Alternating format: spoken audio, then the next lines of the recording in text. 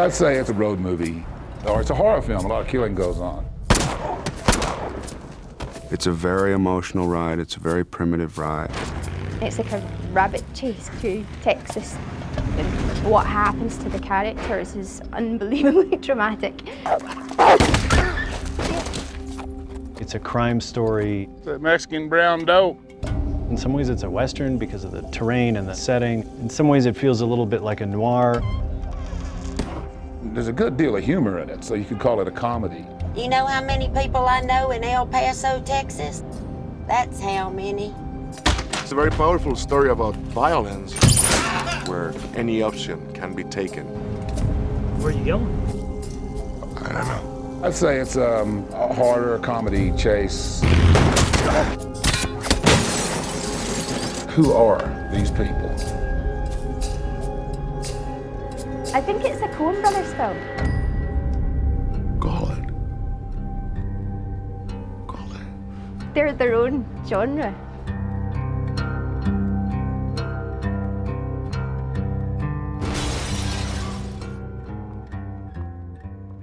No Country for Old Men, the novel by Cormac McCarthy, is a book that the producer Scott Rudin had brought to us, thinking we might have an affinity for it, and we did. At a basic level, liking it as a book and thinking that maybe we could do something with it. It was begging to be made into a movie.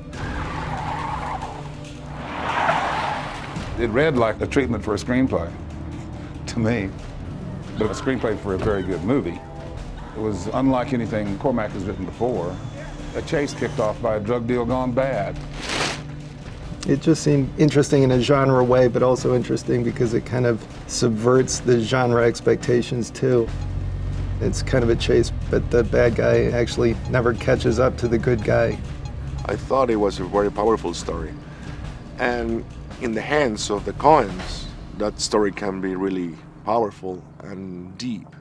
It's the sort of material that plays to a lot of their strengths. And it's a very cinematic book. We're rolling. Hey. And action.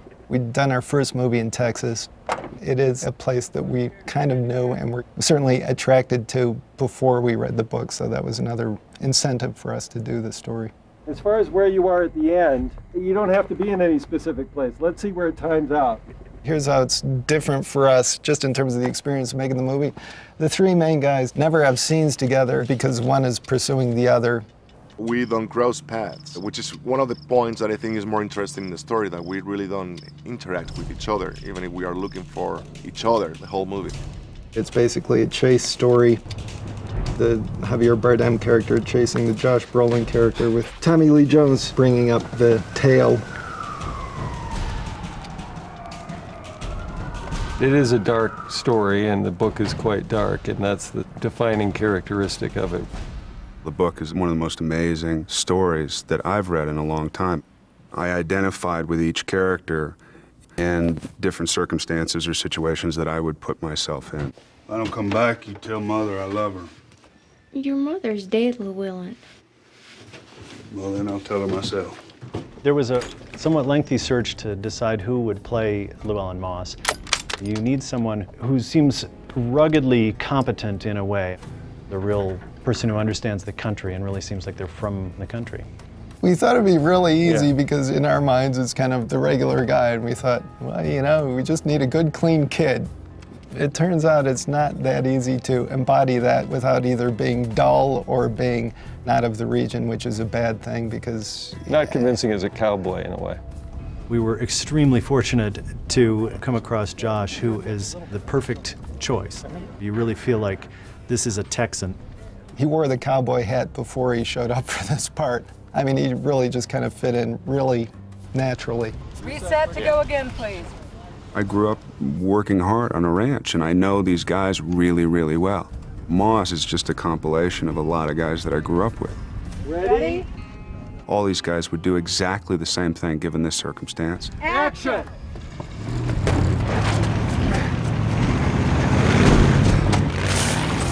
Moss is a backwoods country boy who's never had any money. He knows where there's heroin and a drug bust going bad, there's got to be money somewhere. And so he sees the money and thinks, well, nobody's here, there's no witnesses, and he almost sort of gets away with it. The book was about a good guy, a bad guy, and a guy in between, and he's kind of the guy in between. Right, just sort of regular person who's caught up in extraordinary circumstances and spends the rest of the movie trying to sort of avoid the consequences. Moss is going through 2 tours in Vietnam, so he can take care of himself, absolutely. When you experience this character, Sugar, who's basically the devil incarnate, you think there's no way this guy's gonna make it. You know Anton Chigurh by sight? Yes, sir. I know him every which way. Just how dangerous is he? Compared to what? The bubonic plague? He's described in the book as someone without a sense of humor. But beyond that, he's not described very extensively. We needed an actor who would be able to flesh it out in a substantial way without giving away too much. Hence, Javier Bardem. I'm looking for Llewellyn Moss. Well, I'd say he's at work. Do you want to leave a message? Where does he work? I can't say. Where does he work? As an actor, I always try to find the character circumstances. Here with the coins, we realized that we don't need to know everything about Anton Chigurh because that's his power. You cannot really understand him completely. He doesn't need to be explained. He is supposed to be sort of unplaceable ethnically, nationally. He's the one character who's not a local, not a West Texas person. So Javier sort of fit the bill in that regard. He's clearly, it is mysterious where he's from, but it's not West Texas. It's been really wonderful to watch Javier because those of us on the crew, I think, didn't quite know what to expect. And it's such a fantastic, enigmatic character that he's created. Call it. Call it, yes. Anton Chigurh only believes in one thing, which is fate. I need to know what I stand to win. Everything. How's that? You stand to win everything, call it. And he uses this coin toss in order to show the other people that their life and death belongs to destiny itself.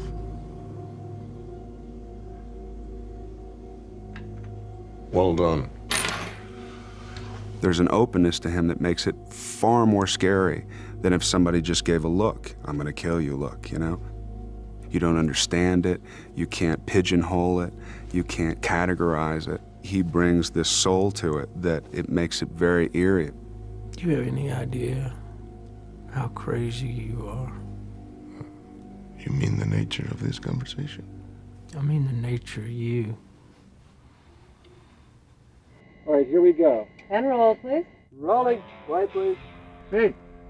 And action. Well, it's a mess, ain't it, Sheriff? If it ain't, it'll do till the mess gets here. Tommy's character is the center of the movie. Sheriff Bell's a very decent kind of guy. Salt of the earth, yet very capable sheriff. And the part requires the kind of subtlety that only a really, really great actor can bring to it. Somebody unloaded on that thing with a shotgun. I suppose I have played several Texas law enforcement officers, and actors live in constant fear of being typecast. But the attraction of working with Cormac McCarthy's material was overwhelming.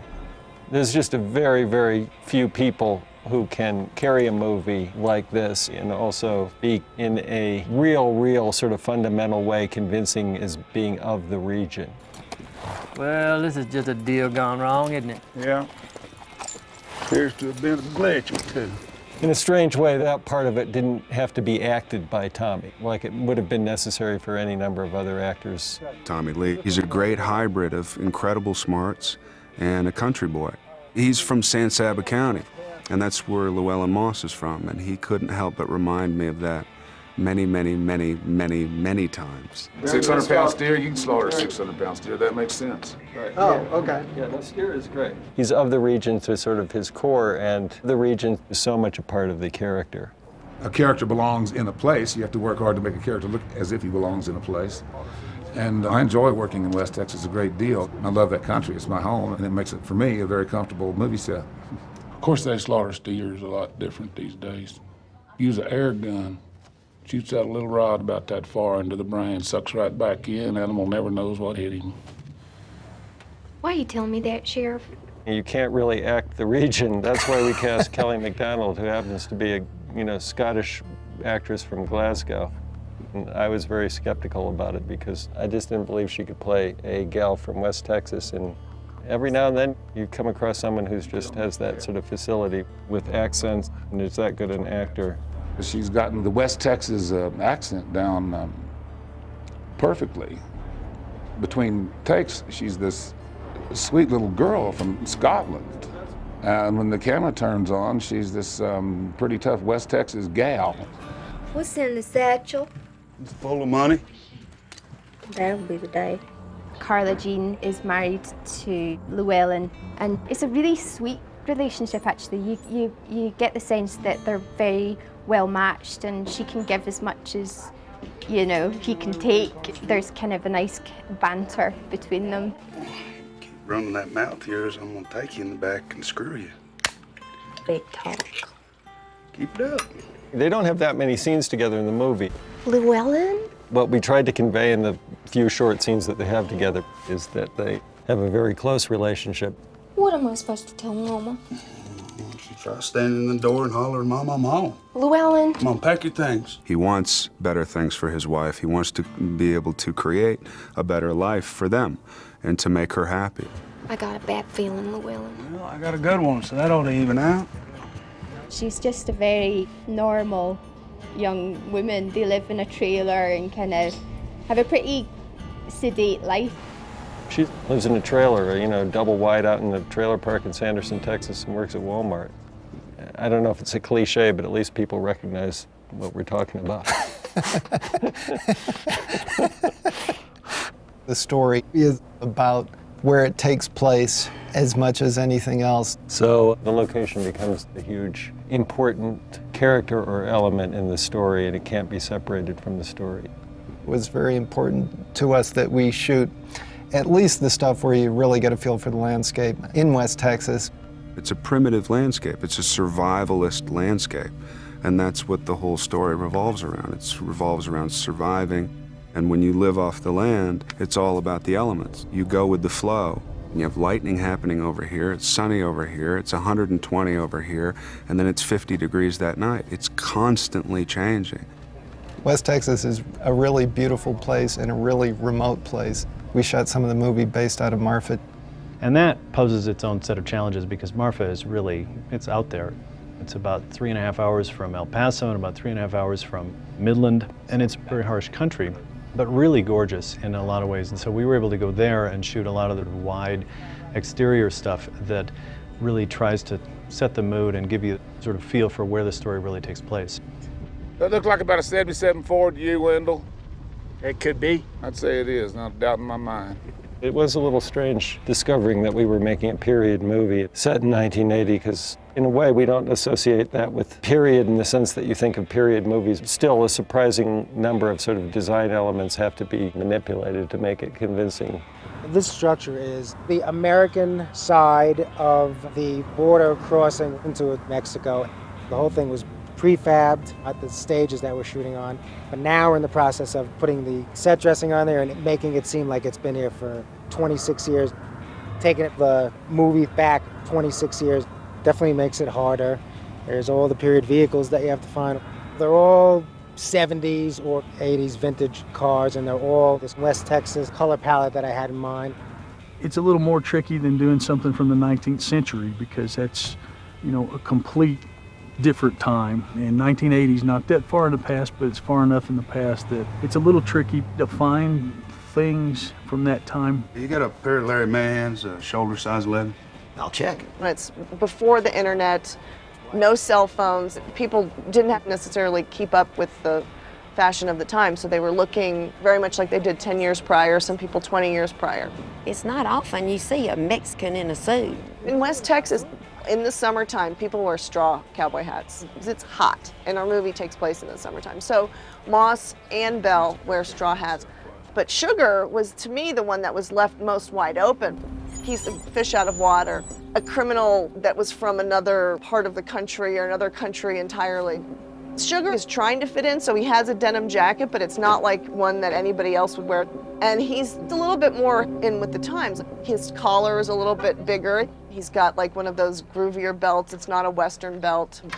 And then I knew that he should have a boot that was almost like a weapon, and with a toe and a very slanted heel, and just sort of made you kind of cringe if you look at them. And so we actually made them out of alligator, and they're like bumpy and gross and pointy, and they could kill someone.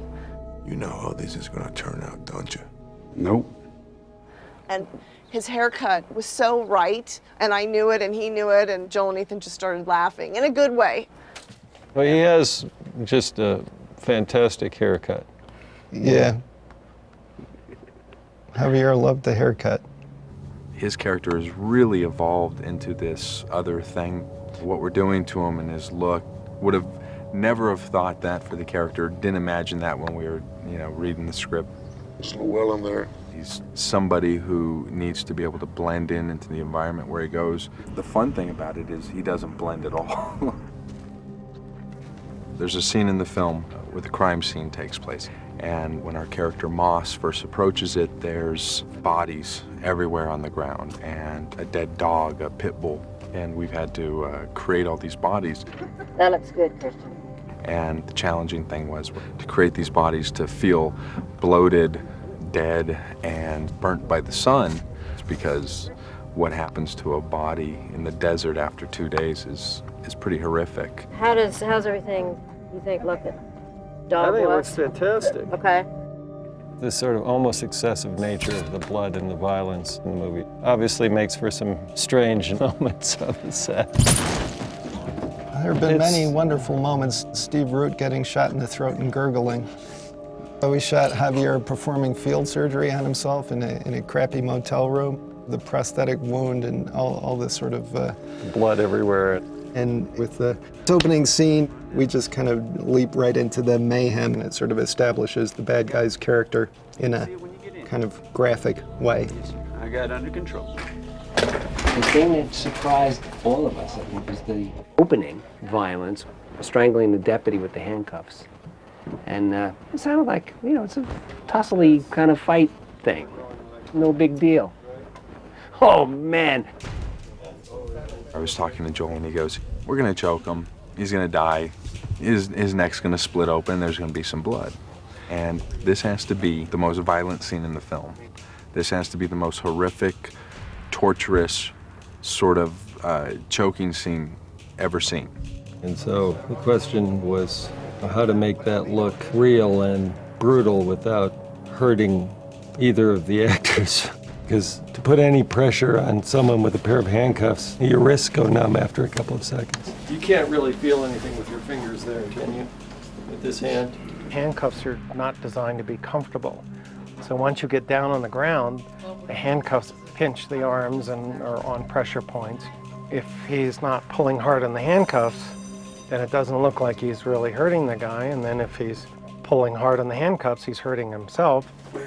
And we built this harness to the actor, which looked like something the Terminator would have. It had metal braces around the neck and the handcuffs attached to that. And then we created prosthetics that would fit over all this and try to make it look natural. Sugar has his handcuffs wrapped around the deputy, and he's violently throwing him around the room by the neck. And as the chain digs into the skin, he eventually gives it a good twist, and the skin pops, and the artery bursts, and blood starts to come out. Give it to the brothers for shooting it in a way that I think sells the effect correctly. There's something about it that's a little like a horror movie. There are things that are sort of similar to what we've done before and things that are very different. A lot of this stuff is very procedural, people doing things to cover their tracks or track the other two people. It's all very, much of the movie is... about physical activity in order to achieve a purpose, which honestly we've sort of always been fascinated by. The pharmacy explosion was a little tricky just because you're working in a public street.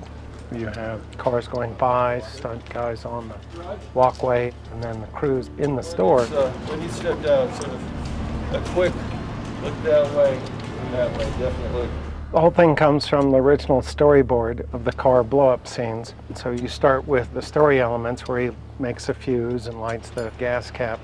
and it's all on the actor's cue. Action. So even the door that he's opening is loaded with materials. And even though one car explodes, we had 5 large plate glass windows to drop at the same time as if there was a concussion wave coming out of the car. You just kind of sandwich all the effects into it so it's not a big threat to anybody, but it's still visually filling the frame. Working with the Coens, it's always, let's take it a little further, as we get a little more into the art of it rather than churning it out by body count. Take the gun out again, grab onto the thing, gun's drawn. Yeah, that's great. Most of the special effects are related to the shotgun fights. The weapons involved were a big deal. Let's talk to Jerry. I'm a little worried about that. All the guns the actors used. McCarthy's very detailed in his description about what the guns really were. Moss has a basic hunting rifle. You hold still. It's a Remington 700, but that's the same kind of weapon that Army snipers used. And he was a Vietnam vet, so that tied together. Roll gauge. You need shells? Yeah, double O. Moss takes a shotgun and saws it off in the motel room. So you want this to fall from this to that? Yeah. Okay.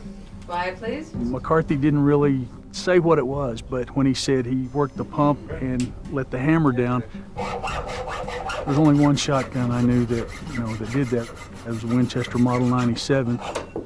And so that's what we went with. That's a cut. Moss has to kind of work for his weapons. Sugar just somehow seems to pull them out of thin air. Just whatever kind of killing thing that he needs.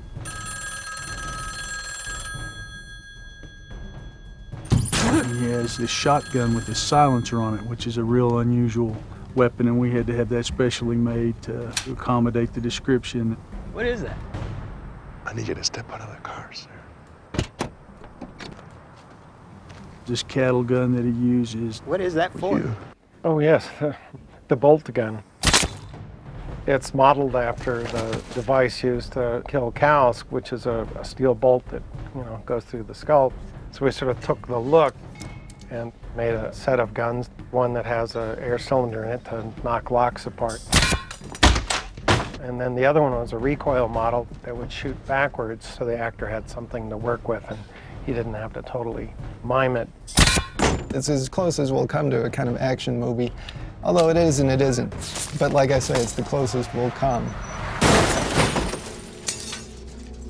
I think No Country for Old Men is a very simple story, but in the Coens' hands, it's very complex in the way they shot it, in the way they go farther with their characters, and it's fun to watch, even if it's violent, because the story is about violence. The movie is by far the most violent movie we've ever made. It was different. I mean, it was different from anything we've done before. Once again, it belongs to the Coens.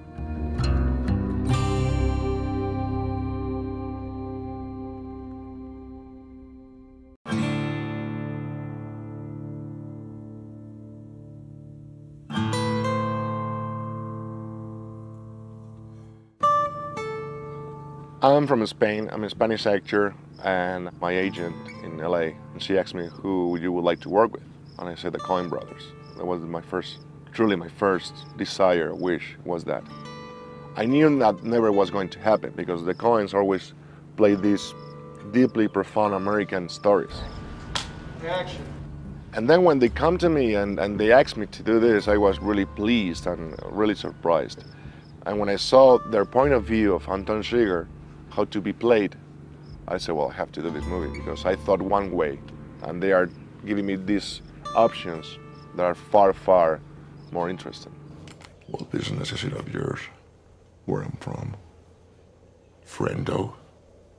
I always thought, how would that be to be directed by two people? But the Coens are like the same person with two heads. The two heads on one body? I've never seen them get in an argument, which I can't believe. I literally can't believe it. One will finish the other sentence, and they complement each other. They're constantly complimenting each other. Instead of the two-headed monster, it's the two-headed friend. It's a true collaboration, and they do everything together. You want to do one more? Yeah. I just felt really safe having both of them there. You're lucky if you get one good director on a film, and so this way we get two. They're always themselves very much in charge and, you know, are very confident about knowing what they want. They nevertheless are very collaborative. You start at the same place, kill the same speed. That'll look good. Do you want to see it? I love working with them because they're both equally brilliant in their vision, and they're studied in their vision. They know exactly what they want, and yet they're completely open to suggestions. You know, what if I did this? Yeah, I like that. Let's do that. What if we did this? Yeah, let's try that. So they're very open to creative collaboration. A line can mean different things, different options, depends on how you play it. And they are very good in trying to make the actor play in different ways. Where does it work? I can't say. Where does it work? Sir, I ain't at liberty to give out no information about our residents. Where does it work? Did you not hear me? Things are very professional and quiet, you might say low key. And that's a nice contrast in some of the events that we're depicting in the movie. I need you to drive me on out of here.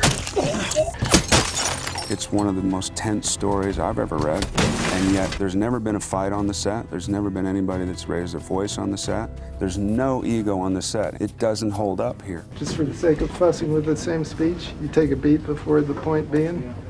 You should drop the so it starts with the explosive. Point being. Yeah, that's what I always say. Little things mean a lot. It's fun to work with this company. They don't have any unnecessary hullabaloo. They believe in ensemble, and they create just an incredible environment. It's really nice to see two extremely well-prepared, dedicated people who have gathered wonderful people around them on all levels of the crew. There's a number of people like myself who have done, you know, 6, 7, 8, 10 movies with them over and over again, and so it's like a family reunion when you come back to the first day of shooting and you haven't seen everybody for a year or 2 years. This is my 7th movie designing for them, so I kind of know their taste, and their taste is similar to mine, so it's very organic and it feels really natural and right. This is number 10. Got it? And they spoil it for anybody else as far as I'm concerned. First of all, they're organized. They know what they want. They have a unique way of shooting, and they're so approachable. When they see me coming and I have a handful of photographs in my hand, they like make time for me and they'll look at it and they'll pick out what they want. They're the ultimate team captains. They want everyone to do their job, and they're willing to spend the time to give you the information you need to do your job. I started on Raising Arizona. Working with the Coens, it's always, here's sort of the stock way, now let's take it a little further, which is what I like, as we get a little more into the art of it. You know, making things have a little more subtlety. You know, smoke on the gun barrel instead of just bullet hits in the walls. Building the bolt gun and getting it to work with trigger linkage and stuff, you know, from a compulsive builder sort of point of view, that's, you know, sort of satisfying to see a part come out and then be immortalized on the screen. Nothing is taken lightly, which I love. Every screw in a piece of grill work really needs to be figured out. Every color really needs to be worked out to tell the story. It's just a visual feast. That's the fun part for me. Just creating a whole different world.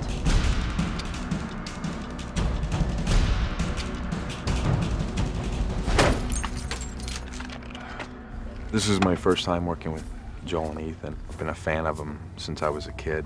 They probably don't want to hear that, but I remember watching Blood Simple with my father, probably at an age that I shouldn't have been watching a movie like that. And the most impressive thing that I found about working with the brothers is watching them communicate with each other, because it makes you think to yourself, why can't I be like that with my brother or my siblings? They got such a wonderful way of working and collaborating and dealing with situations, and then being able to express and communicate that to the crew. It's comforting. Should we change barrels or just go with that one? You think the first take might not be good? How quick is it to It swap? just takes a couple minutes to change the Let's swap the barrel to a little of the front and then go up closer for the end. These guys are passionate filmmakers. They seem to be as interested in making movies as they were when they first started. That enthusiasm, that spreads through the whole crew. It makes filmmakers out of all of us. Front with the guns, you're running like that, and that when you hop in and you take off, you could give it a little bit more of a, like you're avoiding rocks and choya. They are very aware of the effort that the whole crew does in order for create a good movie. They know that they are not alone. They are the Coens, but they know that this thing is about being a group of people trying to do their best. They always say thank you at the end of the day to everybody, which is nice, which is something that says a lot about them. Do you know what? This is the way a movie set's supposed to go. Everybody knows, you know, the long list of movies that they've done, and if you're a fan, you're a fan. And that's it. You just love what they do and you love their style. Having the opportunity to work on one of theirs where they're putting their heart and soul into it, it's amazing. You know, I try to, you know, do whatever they're doing just because it's nice to work on an organized show that we get to work Minecraft with a little more art than normal. So you always want to come back if you can, and I've been really fortunate, and I would keep doing it. As long as they'll have me, I'll be there. I feel really, really, really deeply honored to be here. I never thought that it could be possible for me to be in a Coen movie. So it's a dream. It's truly a dream.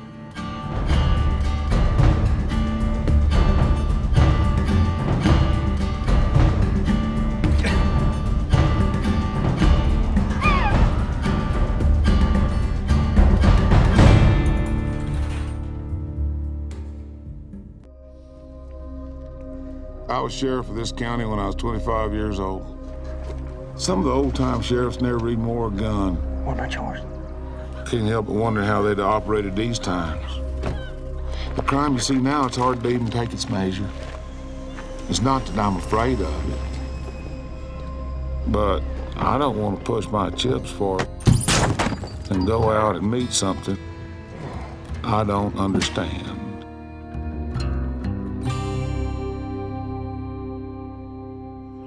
Be careful. Always am. Don't get hurt. Never do. Don't hurt no one. If you say so. The movie is about a middle American small-town sheriff.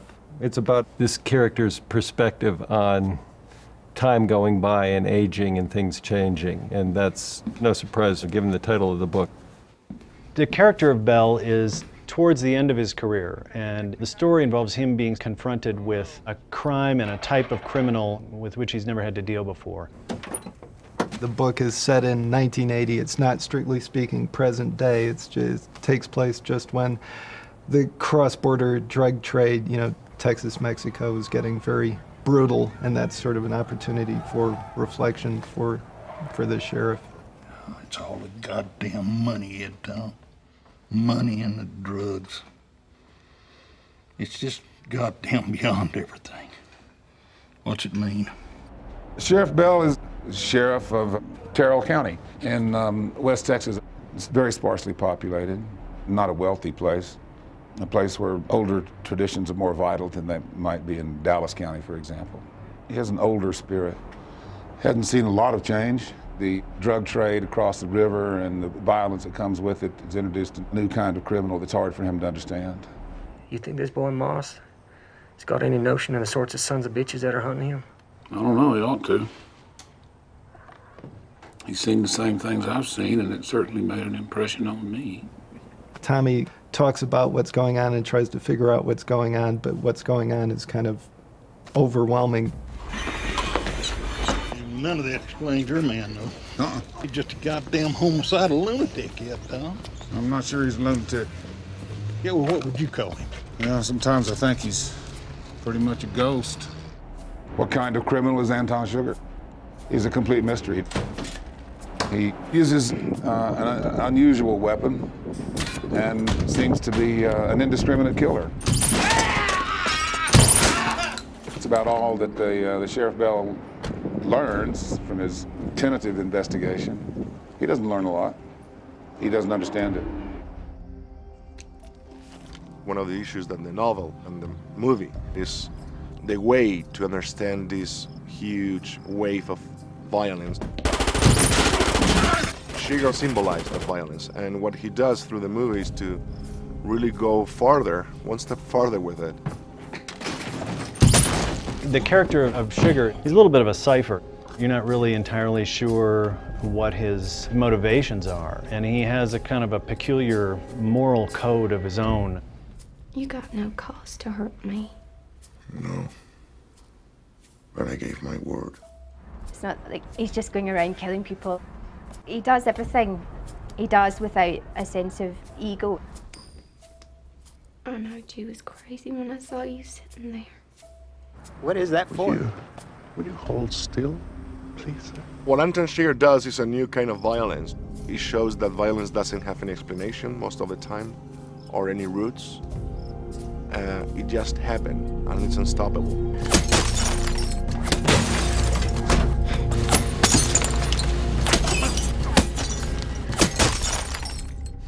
What you got ain't nothing new. This country's hard on people. The countryside is such an important character. I mean, it's no country for old men, and that needs to play a big part in the story. It's the incredible texture of the West, the evolution of what the West is supposed to mean, and all of the stuff that Belle goes through in trying to figure out this place in this vast country. From the point of view of the novel, it was probably chosen because it represented the region where cross-border drug trade was becoming much more violent, and that represents some change in the perspective of the main character in terms of him looking at the history of the region. It's a harsh environment, not a picturesque landscape. It's kind of not an easy place to live in. And with a history of violence, it's a story about a certain part of the country at a certain point in time, with these characters pursuing each other. And there's something about the principle of these people, of what do I appreciate, what do I like, what do I live for, what am I going for, what do I stand for. How do you know he's not on his way to Odessa? Why would he go to Odessa? Kill your wife? Maybe he's the one who needs to be worried. You're not cut out for this. As well as these three people, there's the generational shift in that part of the country. You know, if you'd have told me 20 years ago, I'd see children walking the streets of our Texas towns with green hair, bones in their noses, I just flat out wouldn't have believed you. Signs and wonders. Sheriff Bell more or less lives up to the title. He feels personally overcome by this new and monstrous criminality. Loretta tells me you're quitting. How come you're doing that? I feel overmatched. And I think he learns an important lesson in the disillusionment that he feels and the disappointment in his inability to deal with this new kind of criminality. Ain't all waiting on you. That's vanity. The universe does not actually revolve around any one individual, however tempted we might be to think that individual is me. You can't help but compare yourself against the old timers. You'd have to say, okay, I'll be part of this world.